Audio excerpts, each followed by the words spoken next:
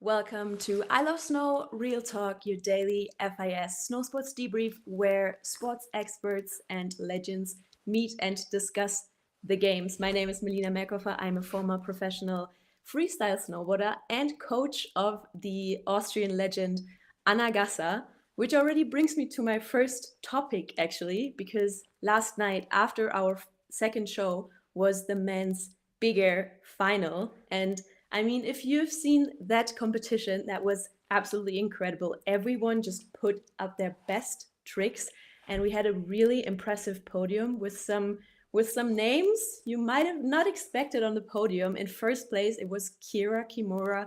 In second place, Ryoma Kimata. He was the world champ from last year in Silvaplana. And then in third, it was Su Yiming, who is the last Olympic champion. And I think that podium was just incredible. But I mean, today was a big, big day. So we have to talk about today. And I'm really, really happy to announce that we have a very, very special guest today.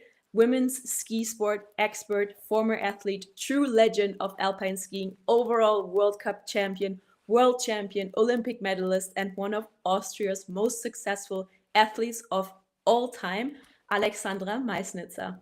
Welcome to the show. I'm happy you can join us.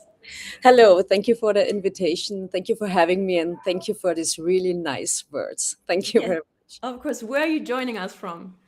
Well, I'm sitting in Cortina in the hotel, and yeah, we had a really exciting race today, and so I will be here the next days too and see what's going on. And yeah, it's the special feeling. Olympics, I think, especially at the Olympics, there are no races where yeah, success and failure lie as close as at the Olympics, and so you can feel it.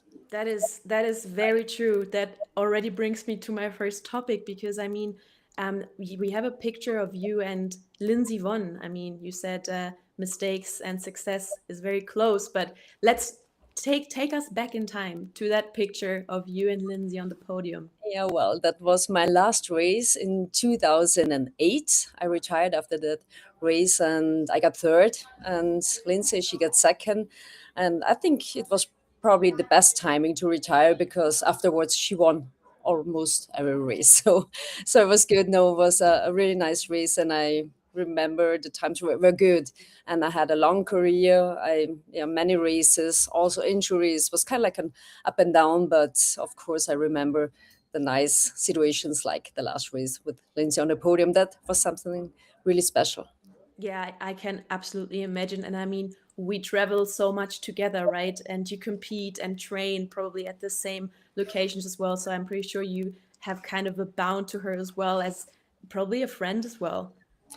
Well, yeah, all over the years we raced against each other, and afterwards I was working, I think, almost 15 years for the TV as a skiing expert, and of course I met her many times, and I really appreciate because I was the one like following her races. I was commentating her races and all her gold medals, and so of course, yeah, that's kind of like connecting, and I always appreciated what she was doing because she's for me one of the most inspiring persons we have in the ski world cup. Yeah, I guess then it is even harder to see such a good friend and inspiring person struggle today and taking such a horrible crash. 2 years ago, I remember she said in an interview that she wants to win a medal and everything else would be a disappointment. But I mean, if you're looking at her injury and everything, do you still think that she is disappointed about it? Or what went wrong actually? Can you walk us through what happened? Well, let me say first, I really hope yeah, she feels better soon. It was, I think, tough for everyone to see that today because when she came back, when she said, "Okay, I'm gonna come back. I want to race. I'm 40 now. After all this time, after all the surgeries, it's possible to make a medal at the Olympics." You know, many people they were saying that's not possible because we all, to be honest, are setting our boundaries. And she came and she just pushed the limit. And I would say in December after her victory in St. Moritz, everyone said, okay, that's really amazing. That the story she's telling, that anything is possible, that you can do it. That's, for me, it's so important because she has such a strong impact on society through all generations. She has real influence with Yeah. everything she did in the last weeks and months.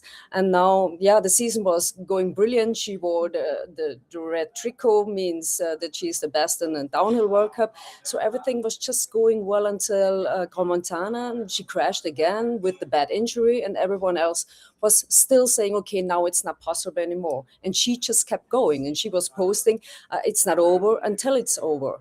And I Yeah. think that's such a strong message. And then she stood on the start. I watched her yesterday in the training run. We had actually no visibility. It was really flat light. It was hard to ski. And she was just going for it. And she was just 3 tenths out. And I watched her in the finish area, and she was like, yeah.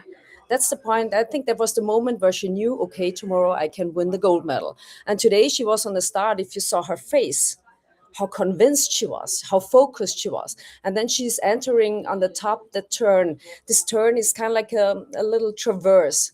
And that means you have to be on your left foot really clean. And she was skiing it actually brilliant. She was much higher if you compare the lines than the other racers. And she was just a little too high. I mean, now I'm talking about a few centimeters too close to the gate, and that's when her arm got caught. And it was kind of like, I would say, even bad luck that there wasn't a need. There was, she was really convinced. She was probably pushing a little bit too hard, so she has that high line. But yeah, with the crash, if you would have been in the finish area, it was totally quiet. All the people, they were, you could even feel the energy. They were sad, and everyone was just hoping that she's kind of like okay. And when she was in the helicopter, people were cheering for her, looking up to the helicopter. And I never saw something like that in my skiing life, not as a racer, not as a commentator at the TV. And I think we need personalities like her, because she's connecting, she's uniting all the nations, and everyone is feeling sorry. And I'm still saying everything she did was just amazing. And then I'm sure the story's not over now. Like she's saying, it's not over until it's over, and we just keep going with her. And yeah, I just cross my fingers that, yeah, that she's okay Yeah. soon. Yeah, Mm. absolutely. And I mean, if we look at this the starting lists at the moment in the women's field, you can see women still competing in like their late 20s, 30s, and even 40s. And I mean, that is such an incredible shift in the sport and mindset. Do you think it's mindset or different training methods, or what's your take on that? I would say it's pretty much mindset, Hmm. because we got told, in my age, I got told, okay, that's the way you're going. You need to do this and that, and then you get there. And as soon as you're there, then, okay, that's the limit, and you can't go any further. But that's not right. And I think, especially in sports, we make this, yeah, this experience that is different. And when I think back, I was 5. I was 5, and I told everybody at home, I will be a world champion in skiing one day. And I think the best part or the best thing in being 5 is, they are not telling you it's not possible. Mm. And sometimes I ask myself now, with my age, I'm 52, am I still thinking that big like before? Do I still have dreams, wishes, goals? And I think if you're convinced, if you want to go, if you want to do something, if it's Yeah. skiing or whatever it is, just go ahead. And I really love this kind of attitude, because it's different now. The energy is different now, and women are getting stronger, and they keep pushing the limits. And I think that's really, really important. I absolutely agree. In Park and Pipe, we now even have a mother competing Yeah, in free ski halfpipe, which is absolutely incredible, in my beliefs. So, yeah. but I mean, despite the tragedy that happened today, we also have to talk about the podium. I mean, Breezy, that was absolutely incredible. Yeah, What do you think? I would say she's the one for the big events, because in last year in February, at the World Championships in Saalbach, she got world champion, and now she's back and with the Olympic gold medal. And I think it's just, yeah, it's amazing. And if you watched her run, I don't know what it was, but it was, she was attacking from the first moment. And it was not just skiing precise or clean. It was much more really brave, Mm. just carrying the speed from top to bottom. You shouldn't forget at the beginning in the Tofana shoes, they speed up until 135 kilometers per hour. And what she did is she just kept going, even when her line was not perfect. She got wider sometimes, but she just let the skis go, and that worked out really, really well. And she was, yeah, but when I saw her, I think she's starting number 6. I said, okay, that's the time to beat. It's not going to be easy for the other ones because we all saw that was something really, really special. And yeah, but you also have to use that kind of, I don't know if it's right if I say it in English, that momentum at the Mhm. Olympic Games. You have Olympic Games, or yeah, just 4 years, in a period of 4 years, Mm. and then you have, yeah, Sofia Gotcha with the bronze medal, and I was cheering for her because she was dominating the downhill World Cup the last years. And so I'm really happy. And she had a big mistake on top. She also started pretty nervous, and she lost there a lot of time because she lost speed, about 5 kilometers per hour. Doesn't sound much, but it is a lot if you have to, yeah, if you're entering a flat part. And with Emma Eicher winning silver, that's really cool because she's kind of like our shooting star. She's young, and she's the one who is doing all events. She's the only one who's doing all events, and that means that she's on the road all the time. She has no breaks. She never rests actually, and Mm. she's a really big talent. So I'm really convinced we will hear from her a lot the next years. Yeah, that's Mm. that's so that's very, very exciting. So, but yeah, so much for women's alpine skiing at the moment, and we're gonna move on to snowboard parallel giant slalom now, which brings me right to our next guest, 16 World Cup podiums, four-time World Cup winner, Austrian legend Alexander Payer. How are you doing? Hello, thanks for welcoming me to your channel. It's a great honor, and yeah, here I am. Yeah, I'm really excited. I mean, you've been out there competing, and I'm very happy you made it. So that's incredible. How was your day? How was your run? Walk me through what happened today. To be honest, my day was not the best day I ever had on a snowboard. I did two good runs in qualification, but it wasn't enough for the finals of the top 16. But in the end, it was a very good day for myself because my wife won the silver medal. So in total, as a family, it turned out to be a very good day. So yeah, it's all Absolutely. good. That's incredible. So maybe we can talk together about the podium, because I am new to the sport. I have watched a couple of parallel slalom races, so maybe you can help me and understand a bit better and walk me through the podium. So on the women's side, it was Susanna Madarova, and I think that was very special because it's her first Olympic game medal, no World Cup victory so far, but I think 5 World Cup podiums. So, and then we have in second place also incredible, like yeah, I mean your wife. I mean her story is incredible. The last 2 Olympic games she couldn't compete. Pyeongchang she got injured, I think. Yeah. Beijing she got COVID. hmm So how unlucky can you be? And now with the absolute dream finish on the podium, that's incredible. And then in third place we have Lucia Dalmasso, Italian, second start, and yeah, I think maybe you have some background stories about those people as well. Yeah, I mean, our sport is especially on the female side. Our sport is growing a lot over the past years. Like when we had like a few years ago, we had very strong nations with a lot of good girls. But now we have so many different nations which coming up with incredible girls. Like especially Susanna who won today. She's almost a yeah she's a one man show. You know, like she has a coach who is also her tech. It's like her coach from the childhood up now to the World Cup. They are really a dream team, and Mm. she's planning herself the training calendar. She's telling when we go for training, how many days we're going to spend on snow. So she's really totally into it, and she's a huge talent, especially Mm. for her very young age, and especially with her hip injury last year and her surgery over the summer. She really did an amazing job. Then on the second place, as you already said, it's Savina, it's my wife. We are now like 8 years together, and we had this Olympic drama over the past years quite a lot. Like in Pyeongchang 8 years ago, she had like She broke her ankle and her shin right at the race before the Olympic start. So it was a heartbreaking moment to sit with her in the hospital and seeing this X-ray popping up. Then yeah, so she was already qualified at this time. The next time in China, she already made it to China, but the day before our competition, she get tested positive on COVID, so she needs to go to this COVID hospital, whatever. But she didn't feel sick, so she just was tested positive. And on place number three, we have a really big sweetheart from Italy. Lucia is like, I don't know if you saw the pictures, but I think she was already crying before she passed the finish line. And I'm really happy for her because she also had not always easy times in snowboarding, especially on a mental side. But today she really showed off. Yeah, this is an absolutely great podium.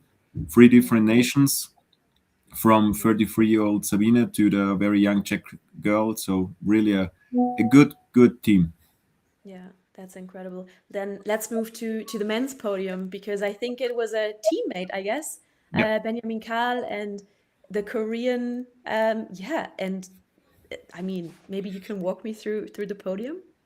Let's start from place three on. The Yeah. place three is Tevel Zamfirov. He's a very young boy from Bulgaria. He showed up on the World Cup stage, I think last year, and he already won last year the World Championship in slalom, in Mhm. paraslalom in St. Moritz. So he's a huge talent. He's coming from a crazy snowboard family. Like everyone in this family loves to snowboard. Also, his sister is competing. She was also today, I think, placed 10 or 11. Then we came to Sang Yong Kim. He's like my age, so we are competing against each other for almost a decade. Oh wow.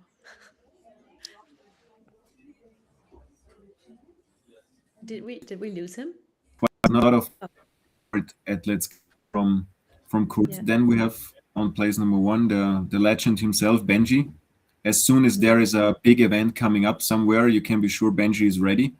I don't know how he managed this always because when we go for a training, he's sometimes not the fastest, but as soon as there is a bib number on, he will go for the podium, and he delivered again. I mean, it's now his fourth medal on Olympic Games and the second gold in a row. Yeah, that's incredible. I remember when I was in Beijing 4 years ago, I think I saw him with a golden helmet. Yeah, What he happened had to a that golden helmet? helmet. Today he had a But silver one, but it oh, doesn't a change silver at one. all. Okay. He just decided not to wear a golden helmet anymore. Yeah, Okay, that's funny. But exactly. yeah, that is also our photo of the day. I guess yeah, it speaks That's for the Hermann itself. Mayer pose. Maybe you remember this pose of him. Like Hermann Mayer once ripped his race suits, and he said it was a big idol of him. And when he won again gold, then he wants to do that too. That's incredible. I guess yeah, you have a long night today because you have a medal ceremony, I believe, with your No, wife. the medal ceremony was already done Oh, right in the finish area, so she has yeah. already her medal, and she entered already now our room. So the medal is already here, Oh, that's and amazing. yeah, somewhere There here is she the medal. is. Congratulations. Bravo, Thank gratuliere. you.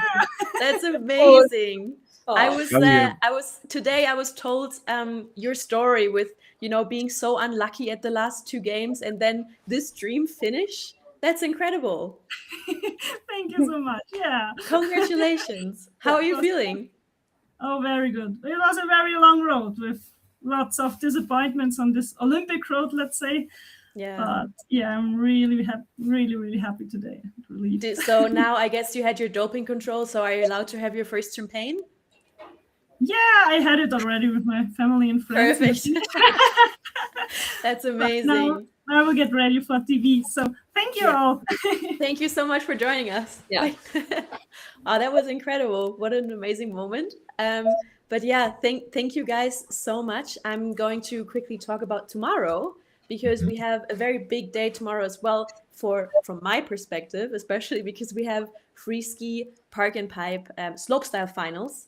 And yeah, we have the battle of the battle, Mathilde Cremont versus Eileen Gu, the absolute superstar, and which is also super impressive because I think she's the woman that she earns the most money in sports. So yeah, I think that's incredible that we have a winter sport athlete that is so successful in sport and shows the power of women in sport, which is awesome. So today, that is definitely a must watch. And yeah, I mean, thank you guys so much for joining this show. It was incredible having you, and I hope you can enjoy the night tonight. You're gonna celebrate a bit, I guess, Alex. We will do our And best. Yeah. Yeah. awesome. Thank you guys so much, and check out all our FIS channels to keep updated updates and everything. And I hope to see you guys tomorrow at the next show at 6 p.m. on this channel. I see you tomorrow. See you. Bye. Bye. Thank See you you. guys. Spaß beim Feiern, Alex. Tschüss. Danke. Tschüss. Ciao.